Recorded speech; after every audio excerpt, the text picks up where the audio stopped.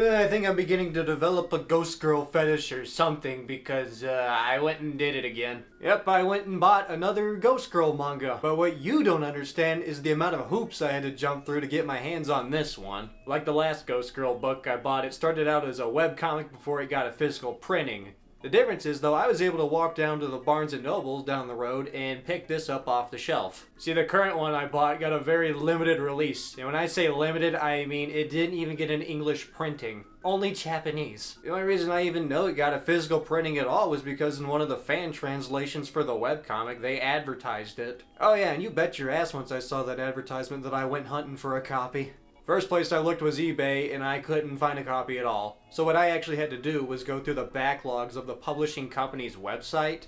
I had to go back about 2 years before I finally found it, and the only place I could find it on was Amazon Japan, and it was a used copy out of some bookstore in Saitama. But I didn't care, I just needed my ghost girl fix, I didn't care how I got it. So I had to make a Japanese Amazon account and buy it, and pay up the ass for shipping, and then I got to play the waiting game of it getting over here across the ocean. Not to mention they almost lost it during transit, so that was a fun month-long process. Oh yeah, by the way, this all happened back between December of last year and January this year. So why are we just now talking about this in May? Well, for starters, I haven't even opened the package yet. Yeah, that book I sought so hard after that's in a language I don't even speak yet. It's just sitting on my shelf collecting dust. It's been doing that all year. Okay, well, first off, I've seen The Simpsons, okay? I'm very cautious about what I order from Japan, alright? You thought COVID was bad? Just wait until my apartment becomes ground zero for the Osaka flu. I'm letting all those foreign germs die before I open this bad boy. Jokes aside, I don't think I really need to explain my laziness and my habit of putting things off for long periods of time. It just feels right to finally talk about the book now. That and if I play one more shitty anime game, I'm gonna fall into a dark pit of depression and degeneracy.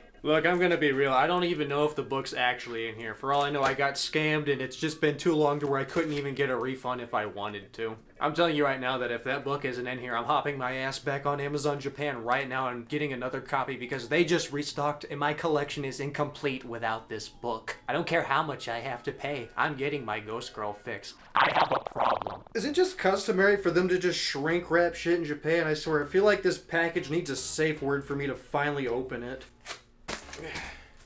Well, it says it was used. This looks pretty new. Unless they wrapped it themselves. If so, that's good service. Isn't it sad that I don't even speak Japanese and this isn't even the first strictly Japanese manga printing I've bought of a book? You know, at the rate these manga reviews are going, I better review some shit like Fist of the North Star to reclaim my man card. I mean, tell me this doesn't look masculine. Only real men buy books like these. Wait, hang on. Are Japanese printings smaller than American printings? Hang on, I gotta go test this real quick.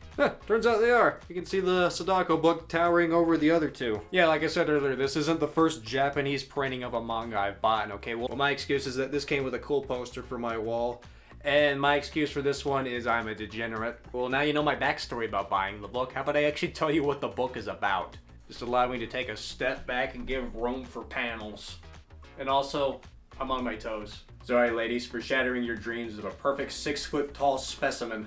So this guy ends up moving into a house that's haunted by this ghost, and rather than being frightened by her, he's actually excited by her. Turns out he bought the house knowing it was haunted because, like me, he has a thing for ghost girls. Now allow me to clarify that statement. When I say I have a thing for ghost girls, I just mean I think that they're neat, okay? I'm not exactly playing Phasmophobia with a bottle of lotion nearby just on the off chances that the ghost we're hunting is female, okay? I'm not that into them. Okay, back to the book.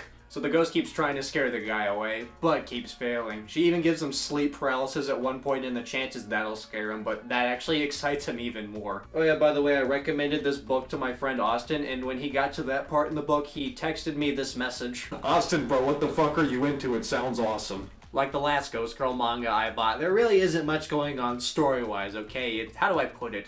There's a lot of fluff in this, but that's okay. Fluff can be good.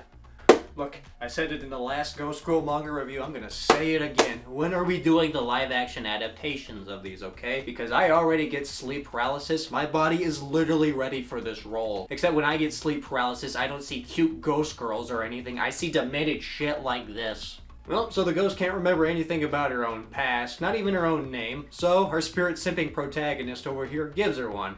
You know, after he makes a couple joke names. Nice reference, by the way. Yeah, my boy is really thirsty for this ghost girl over here. There's a lot of back and forth at first of him being overly affectionate for her and her just being absolutely disturbed by him. It's quite humorous, actually. So they get to talking and he asks why she keeps interacting with him if she just wants to be left alone, and she explains that the previous tenants of the apartment before him, whenever they would see her, they would just get scared and run away. So it was finally nice to just be able to talk to somebody. And you know what? Goddamn, that's some good fluff.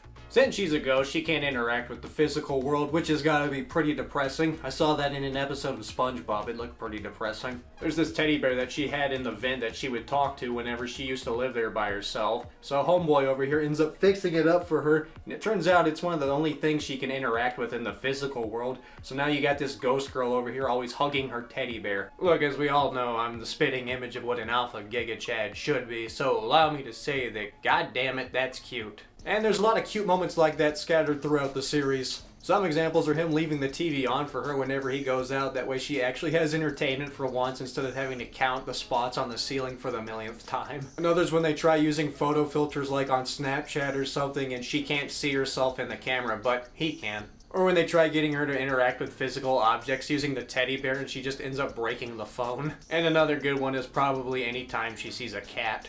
Alright, that's really all I'm gonna say. Just list a couple cute moments, whatnot. Like I said, there's a lot of fluff in there, so I can't be giving you a story synopsis or anything like that. But overall, it's a very short series, and I really enjoyed it. I don't know if Ghost Girls in a non-horror setting is like a specific genre or anything, but if it is, I really hope it starts popping off, because I think I'm addicted. This is my new drug. I mean, this one didn't come off exactly as fine-tuned to my specific interests like the Sadako manga did, but at the same time, I still really enjoyed it. You know, I never thought you could take something that scared the shit out of me so much as a kid, and then just later on in life, I'm just reading it, looking at it, and going, goddamn, that's fucking cute.